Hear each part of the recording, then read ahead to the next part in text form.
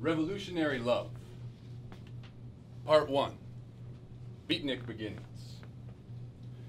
We met in the midst of chaotic times for both our young minds.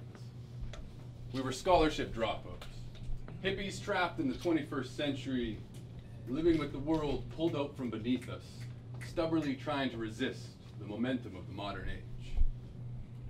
I'll never forget that day. She saved me from the battlefield of diagnosis. At the time, I was hell-bent on self-discovery at all costs. Seeking esoteric meaning beyond the academic world, I had abandoned.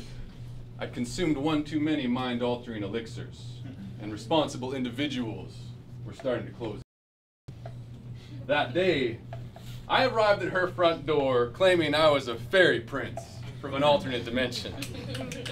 Anyone else seeing me in my condition would have responsibly taken me in to where the doors are locked and your insanity is suddenly on 24-hour watch. But she'd already been burned by the system. So instead, we took off, on the road driving west with careless abandon.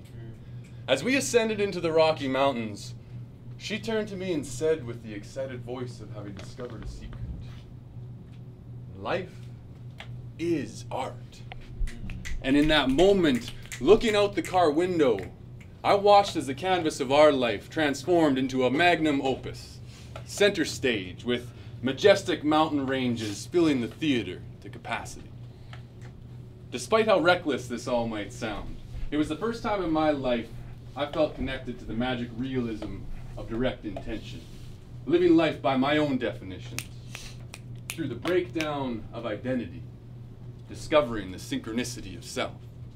However random this all may be, there exists in consciousness the inspiration to seek an undeniable element of harmony.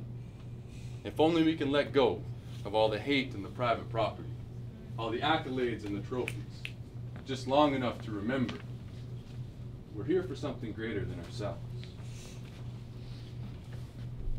She understood. She understood the priceless nature of perception, and by her side I discovered how valuable one free mind could be in a world set on tyranny.